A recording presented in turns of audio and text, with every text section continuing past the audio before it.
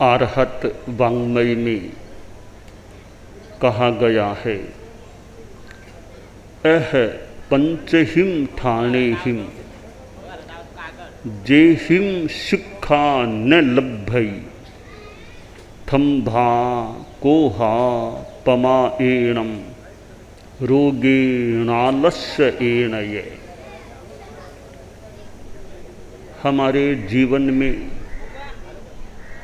ज्ञान का बहुत महत्व है और ज्ञान प्राप्ति के लिए विद्यार्थी कहाँ कहाँ पहुँच जाते हैं। देश को छोड़कर विदेश तक भी चले जाते हैं और वहाँ भी पढ़ने वाले पढ़ते हैं। ज्ञान दो प्रकार का होता है, एक लौकिक ज्ञान, दूसरा अध्यात्म विद्या का ज्ञान। भूगोल, खगोल, साइंस, विज्ञान, मैथ्स, गणित, सामाजिक ज्ञान और ये भाषाएं अंग्रेजी, हिंदी, संस्कृत, गुजराती आदि आदि, इनको हम लौकिक विद्या के अंतर्गत मान सकते हैं।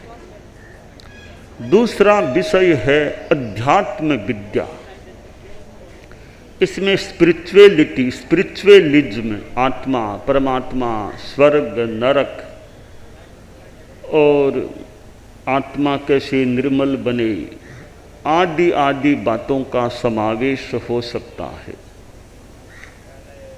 ज्ञान प्राप्ति के लिए विद्यार्थी विद्यालयों, महाविद्यालयों, विश्वविद्यालयों में जाते हैं, भर्ती होते हैं।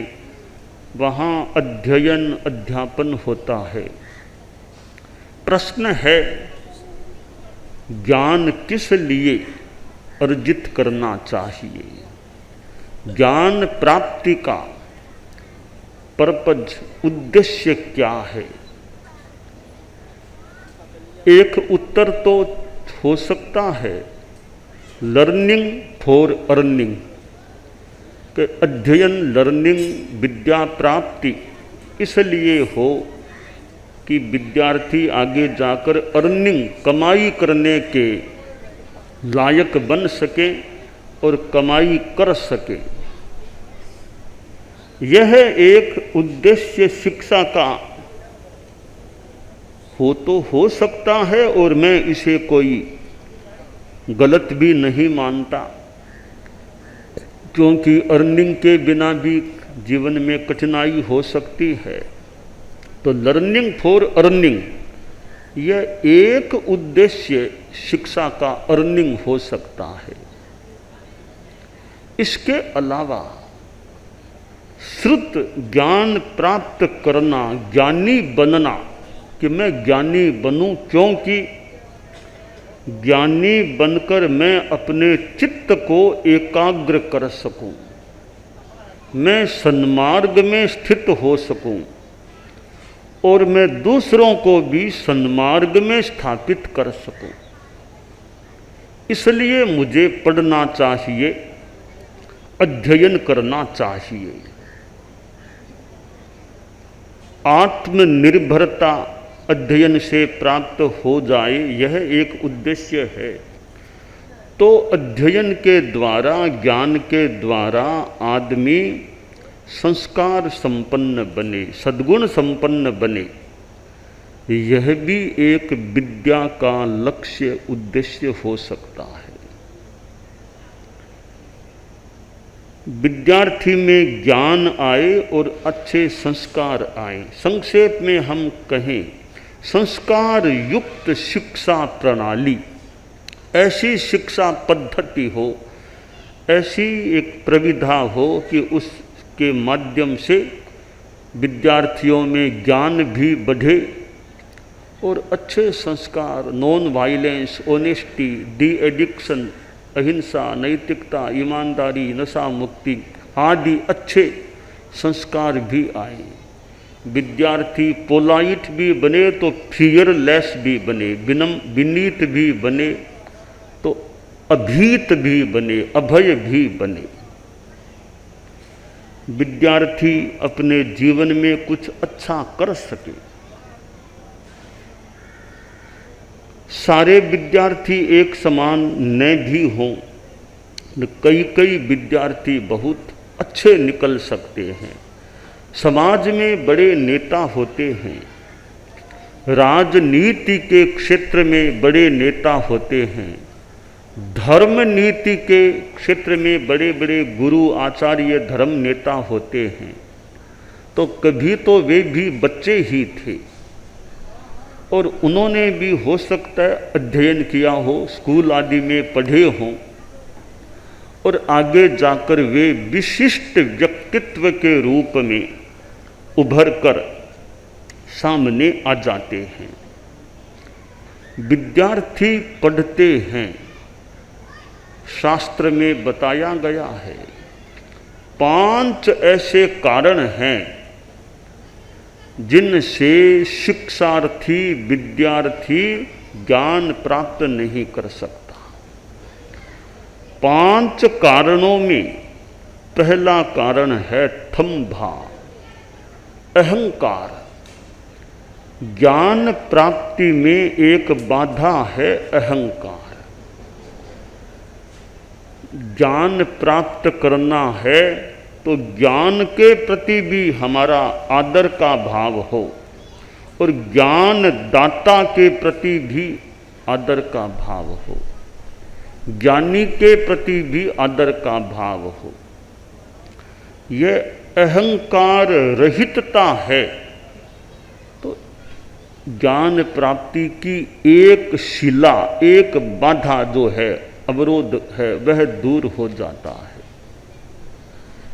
ज्ञान प्राप्त करके भी अहंकार नहीं करना चाहिए, ज्ञान प्राप्त करने से पहले भी अहंकार नहीं, ज्ञान देने वाले के सामने भी अहंकार के रूप में पेश नहीं आना चाहिए।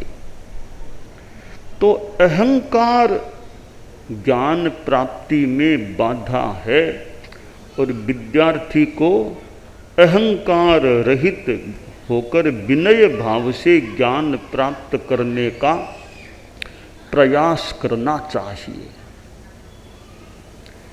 2 विद्यार्थी थे, प्राचीन काल मान लें, एक गुरुकुल में पढ़ते थे। अकेले गुरुजी 50, 60, 70 विद्यार्थियों को पढ़ाते थे। पढ़ाने में संस्कृत भाषा, ज्योतिष आदि जो प्राचीन विद्याएं और भाषा, वो उनका ज्ञान दिया करते थे। 12 वर्षों का उनका कोर्स था। 12 वर्ष कोई विद्यार्थी पढ़ ले अच्छी तरह तो वो एक सीमा तक विद्या पारंगत बन जाता। एक गांव से 2 लड़के उनके गुरुकुल में गए और उनको एडमिशन भी दे दिया गया। और भी विद्यार्थी थे, उस गांव के वे 2 विद्यार्थी थे, दोनों ऐसे साथी मित्र से ही थे। एडमिशन मिला, उनका अध्ययन शुरू हुआ, पढ़ते गए। 1 वर्ष बीता, 2 वर्ष बीते, 3 बीते, 4 बीते, करते करते 12 वर्ष, 12वें वर्ष की परीक्षा हो गई। तब गुरुजी ने कहा भी अब जिनको 12वां वर्ष पूरा हो गया है, परीक्षा हो गई है, अब उनको तो विदाई है। मेरा तो 12 वर्षों का ही है, वो हो गया पूरा, अब उनको विदाई है। तो कई छात्रों को विदाई मिली। 2 छात्र वे उस एक गांव के ही थे, उनको भी गुरुजी ने विदाई दे दी। उन 2 छात्रों में एक 2-3 साल, 2.5 साल छोटा था, दूसरा उससे 2-2.5 साल बड़ा था। दोनों ने कहा भाई अब तो अपने गांव चले। गुरुजी को प्रणाम किया और वहाँ का विदाई समारोह हो गया। जैसे दीक्षांत समारोह होता है वैसे वो हो गया और गांव की ओर चले। थोड़ा दूर गांव था, कई कोस, 20-25 कोस दूर गांव था। चलते चलते एक वो पैदल ही चलते जा रहे थे, रात को कहीं गांव बीच में विश्राम कर लेते, फिर आगे बढ़ते।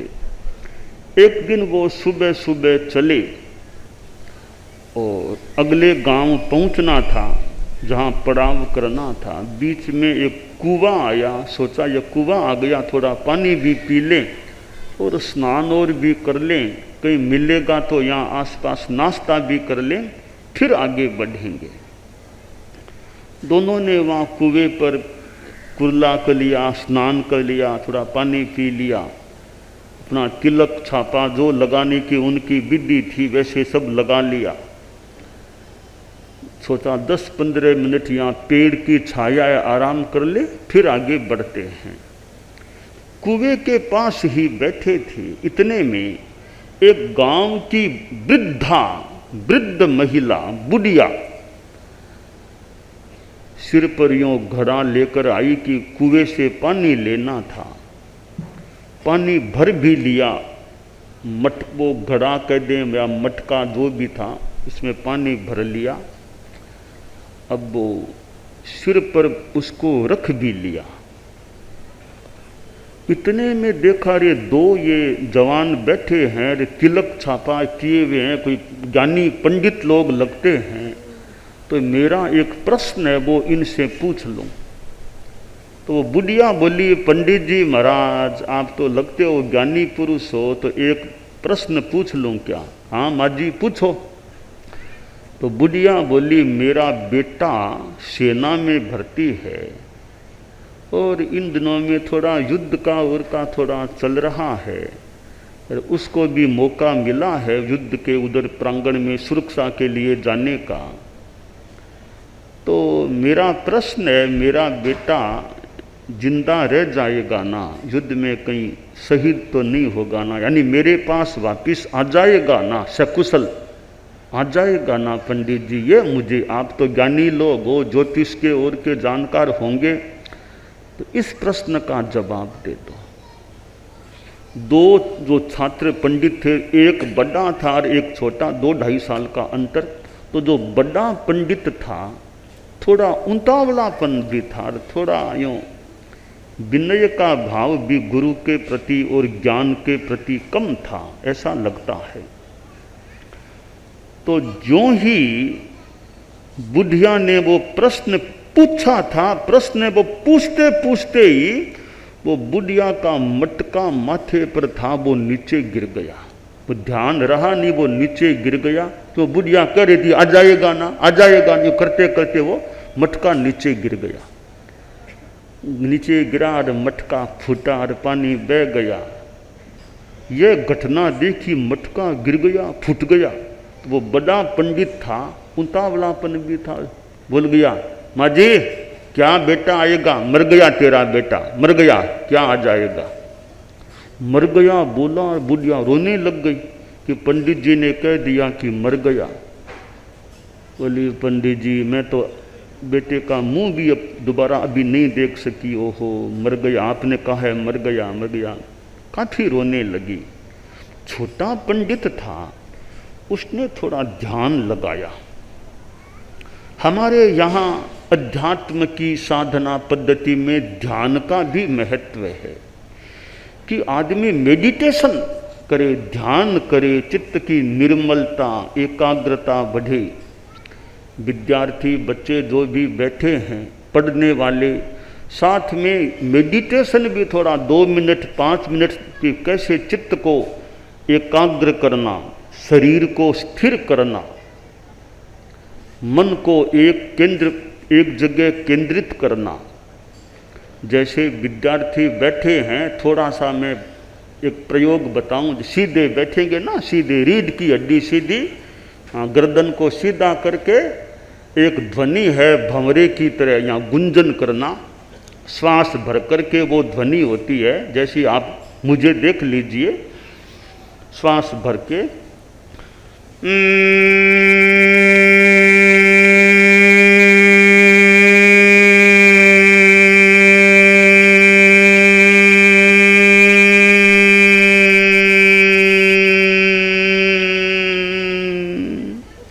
फिर श्वास भर लिया, ये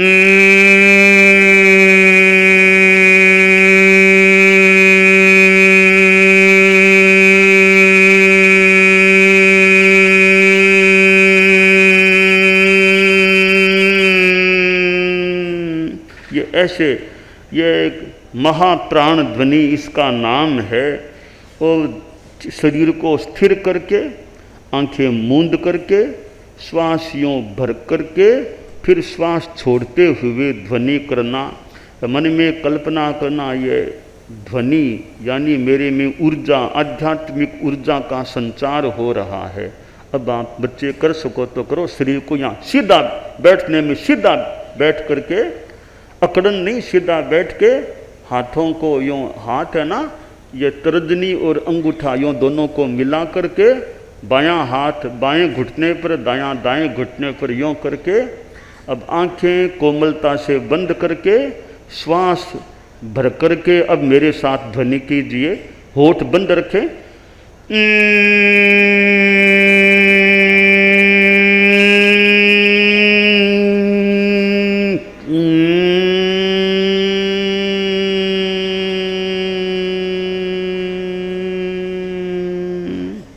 फिर श्वास भरें।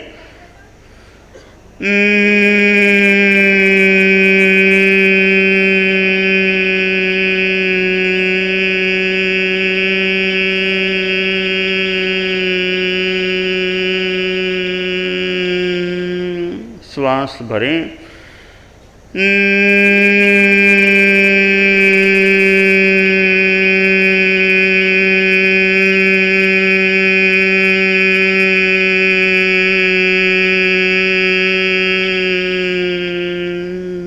यह ध्वनि के मन को ध्वनि में रखना और यह साथ में विचार मेरे में आध्यात्मिक ऊर्जा का संचार हो रहा है। तो ऐसे ध्यान के अनेक प्रयोग हैं। मेडिटेशन, कंसंट्रेशन ऑफ माइंड, हमारा मन कितना चंचल भी रहता है तो मन को एकाग्र करना। मन ज़्यादा भटकता है, चंचल होता है तो हमारे कार्य में, अध्ययन में भी बाधा आ सकती है। तो वो पंडित जी थे, छोटे पंडित जी, थोड़ा सा ध्यान लगाया, अपने गुरु को भी याद किया, ध्यान लगाया, बड़े शांत भाव से, कोई उतावलापन नहीं, मानो खोज में लगे क्या सच्चाई होनी चाहिए। थोड़ा ध्यान लगाया और फिर बोले, माँ जी रोवो मत, मत रोवो, लड़का मरा नहीं है, लड़का आपके घर के बाहर तक आ गया, जाओ दरवाजा खोलो, बेटे को अंदर ले दो, लड़का आ गया, आपके घर के बाहर खड़ा है, जाओ। तो बुढ़िया ने सोचा, रे इन्होंने, पंडित जी ने कह दिया लड़का आ गया, तो रोना उन्होंने, बुढ़िया ने बंद कर दिया। तत्काल वो मटका तो गिर गया था, गिर गया, फिर सीधी ऐसे तो बूढ़ी थी महिला, फिर भी जितनी तेज चल सकी उतनी तेज चली। 200-300 मीटर पास में घर था, देखा तो लड़का आया हुआ खड़ा कि माँ आ गया, मैं आ गया। बेटे ने माँ को प्रणाम किया, माँ ने वो घर का ताला लगाया हुआ था, चाबी से ताला खोला, बेटे को अंदर ले गई। कहा बेटा तू बैठ, यह खटिया पड़ी है ना, बैठ जा इस पर, मैं एक बार वापस कुएं पर जा रही हूँ, एक पंडित जी ने तुम्हारे लिए कहा वो लड़का आ गया, उनको लाऊंगी, जिमाऊंगी, तुमको तो बाद में जिमाऊंगी, पहले पंडित जी को जिमाऊंगी। हाँ माँ, जैसा भी तुम्हें करना हो करो। तो वह बुढ़िया कुएं पर गई, वो छोटे पंडित जी को देखा और बहुत आशीर्वाद की बात, पंडित जी जीवते रहो, जीवते रहो पंडित जी, बहुत अच्छे, आप चलो मेरे घर खाना खाओ, मेरा बेटा आ गया, आपने कहा था ना, वही बात हुई, मेरा बेटा वहाँ बाहर खड़ा था, अंदर में ले गई, अब आप आओ, कृपा करो मेरे घर खाना खाओ। तो कहा माँ जी अब जाना है कि जाना, अब कितना योग, खाना तो मेरे घर ही खाना पड़ेगा। बुढ़िया धीरे से बोली, उनको मत लाना, इनको साथ मत लाना, एक अकेले आओ, उसको मत लाना। तो माँ जी आएंगे तो दोनों ही आएंगे, दोनों मित्र हैं। कहा ठीक है आप दोनों आ जाओ, खाना खाओ। दोनों पंडित गए, खाना खाया। बुढ़िया ने छोटे पंडित जी को विशेष दान दक्षिणा जो कुछ दे सकती थी दिया, विदाई कर दी। अब वो दोनों पंडित थोड़े आगे बढ़े तो बड़ा पंडित बोला कि देखो, गुरुजी ने तुमको ज्ञान ज़्यादा दिया है, मुझे ज्ञान पूरा दिया नहीं। तुम्हारी बात सही निकलती है और मेरी बात सही नहीं निकलती है, तो गुरुजी ने ज्ञान देने में पक्षपात किया है। तो मैं गुरुजी के पास जाऊंगा और झगड़ा करूंगा कि मुझे ज्ञान क्यों नहीं दिया, सही ज्ञान क्यों नहीं दिया। छोटे पंडित जी बोले, रे गुरुजी के प्रति ऐसी भावना मत करो, गुरुजी के प्रति तो विनय का भाव। कहीं विनय ठीक है, पर पक्षपात किया मैं झगड़ा करूंगा, तुम भी मेरे साथ चलो, गुरुजी से बात करेंगे। थोड़ा दूर था गुरुकुल, फिर भी वापस गए। जाते ही वो बड़ा पंडित बोला, गुरुजी पक्षपात किया आपने, मुझे ज्ञान नहीं दिया, इसको ज्ञान बढ़िया दिया। तो गुरुजी ने कहा तुम बैठो, बैठो दोनों। क्या हुआ, क्या क्या ये जो उत्तर देते हैं छोटे पंडित सही निकलता है, मैं उत्तर देता हूँ गलत होता है, इसका क्या कारण है? आपने ज्ञान मुझे ठीक नहीं दिया होगा। तब गुरुजी ने कहा, अरे मैंने तो दोनों को और भी कई छात्रों को साथ ही पढ़ाया था, इसको अलग से तो कोई मैंने क्लास इसकी ली नहीं, दोनों को एक साथ ही पढ़ाया था। कहा गुरुजी अंतर कैसे रह गया? तब गुरुजी ने कहा, देखो अंतर तो कुछ खुद को देखो कि विनय एकाग्रता वो कितनी है। तुम आत्मालोचन करो, इस छोटे पंडित में जो विनय और एकाग्रता का अभ्यास है वो तुम्हारे में संभवतः नहीं है। ज्ञान दाता के प्रति आदर की भावना, ज्ञान के प्रति आदर की भावना, ज्ञानी के प्रति आदर की भावना और चित्त की एकाग्रता, कंसंट्रेशन ऑफ माइंड, इनका विकास तुम्हारे में कम है, ऐसा मुझे लगता है। तुम भी वो करो, तुम्हारा ज्ञान भी अच्छा फल देने वाला बनेगा। आखिर गुरु ने दोनों को विदाई देने से पहले पूछा कि बताओ कोई ताज़ा घटना है क्या? तो बड़ा पंडित बोला, सारी वो बात बता दी। बुढ़िया आई थी, मैंने तो कहा कि बेटा मर गया और इसने कहा बेटा घर आ गया, तो इसकी बात सही निकली और मेरी बात गलत निकली। तो गुरु ने कहा, तुमने ये किस आधार पर कहा कि बेटा मर गया? तो वो बोला, गुरुजी जब बुढ़िया ने प्रश्न पूछा, पूछते पूछते जो ही प्रश्न पूरा होने को आ रहा था, बुढ़िया के मस्तक से मटका नीचे गिरा और मटका फूट गया। तब मैंने तत्काल सोचा कि मटका, प्रश्न पूछते पूछते मटका फूटा है तो बेटा भी फूटा, बेटा मर गया। तो मैंने कह दिया तेरा बेटा मर गया। गुरु ने कहा, तुमने जल्दबाजी की उत्तर देने में? हाँ गुरुदेव, मैंने तो जो मन में आया जो ही घड़े मटका फूटा, कह दिया तेरा बेटा मर गया। छोटे पंडित से पूछा, तुमने उत्तर क्या दिया? मैंने तो कहा बेटा घर आ गया। तुमने यह उत्तर किस आधार पर दिया? छोटा पंडित बोला, गुरुदेव मैंने तो उतावलापन नहीं किया, जल्दबाजी में नहीं बोला। पहली बात, थोड़ा मैं स्थिर हुआ, आंखें मूंदी, मेडिटेशन किया और गुरुदेव आपको याद किया कि मेरे गुरु ज्ञानदाता, आपका स्मरण किया मैंने, मेरे में गुरु के प्रति निष्ठा है, आप मेरे गुरु ज्ञानदाता, तो आपको याद किया और चित्त को स्थिर एकाग्र किया कि भी इस प्रश्न का सही उत्तर क्या होना चाहिए। फिर जो आपने पढ़ाया हमको, उन बातों पर भी तत्काल ध्यान दे लिया। शांति से 2-3 मिनट स्थिर होकर फिर मैंने कहा कि घर आ गया बेटा। मैंने क्यों कहा? मैंने यह अनुमान लगाया कि जब प्रश्न पूछा था बुढ़िया ने, तब मटका नीचे गिरा, मटका फूटा भी था। मटका फूटा तो पानी, उधर पानी था, पानी पानी में चला गया। मटके की मिट्टी मिट्टी में मिल गई, जम गई।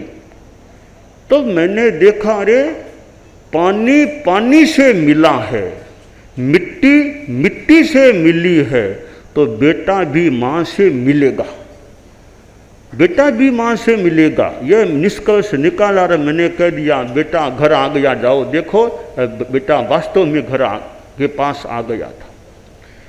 गुरुजी बोले देखो ज्ञान मैंने दोनों को एक साथ ही दिया पढ़ाया था, अब तुम दोनों में अंतर, तुम्हारे बड़े में उतावलापन है और इतनी शायद एकाग्रता नहीं होगी, जो गुरु के प्रति ज्ञान के प्रति जो एक निष्ठा उसमें कमी होगी, छोटे में एक ज्ञान के प्रति भी लगता है बड़ा विनय का भाव, और ज्ञानदाता गुरु के प्रति भी विनय भाव और मेडिटेशन कंसंट्रेशन ऑफ माइंड ये भी कुछ विकसित हैं, इसलिए इसका उत्तर सही होता है ऐसा लगता है।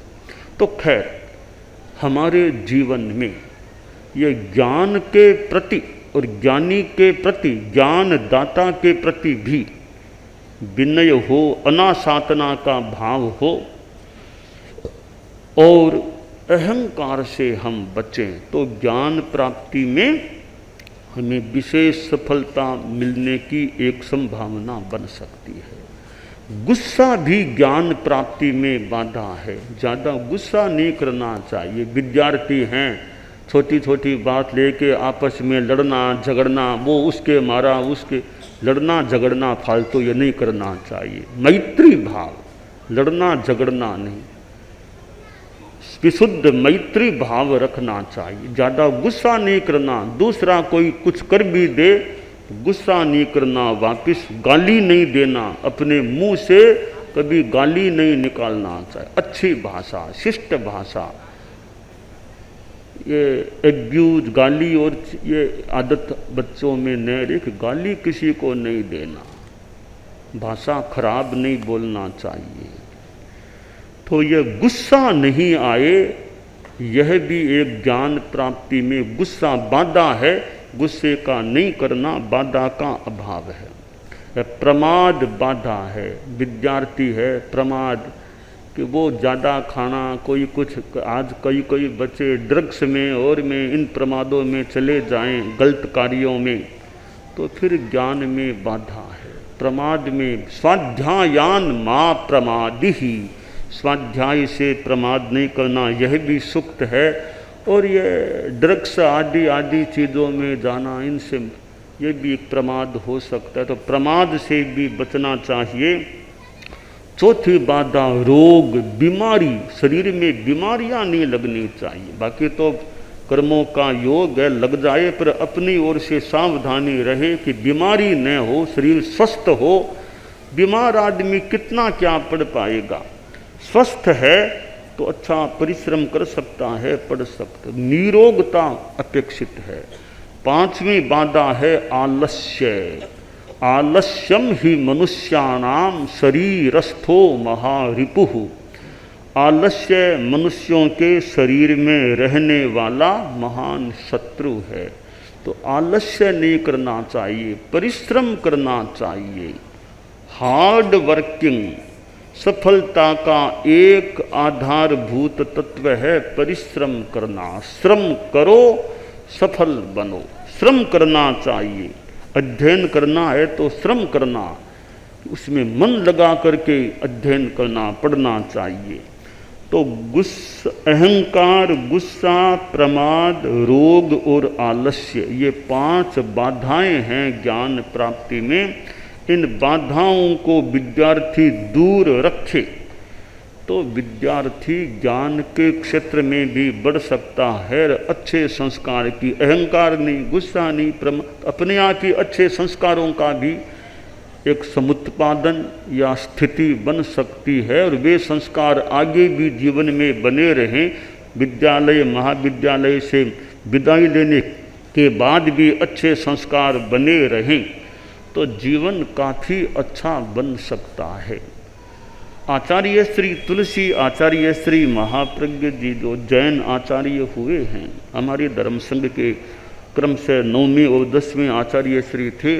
वे शिक्षा जगत के लिए जीवन विज्ञान, साइंस ऑफ लिविंग की बात जो हुई बताई, तो मैंने जो यह महाप्राण ध्वनि का प्रयोग कराया, ऐसे मतलब प्रयोग विद्यार्थी में ज्ञान भी बढ़े और इमोशंस पर कैसे कंट्रोल करना।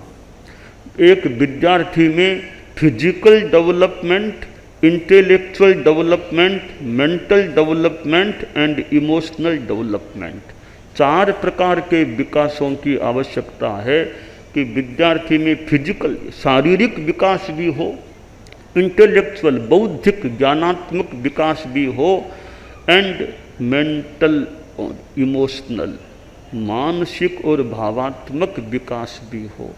विद्यार्थी में ये IQ का विकास हो तो साथ में EQ इमोशनल क्वोशेंट का भी विकास हो। विद्यार्थी पढ़ता तो है पर गुस्सा ज़्यादा करता है। ये इमोशंस हैं, गुस्सा, अहंकार, पेशेंस, इन पर कंट्रोल हो तो एक विद्यार्थी में बुद्धि भी हो और भाव शुद्धि भी हो। एक विद्यार्थी जीवन में अच्छा व्यक्ति बन सकता है। तो ये संस्कार की, ज्ञान की बातें हैं। हम 3 बातें संस्कार की दृष्टि से बता रहे हैं। सद्भावना, नैतिकता, नशा मुक्ति।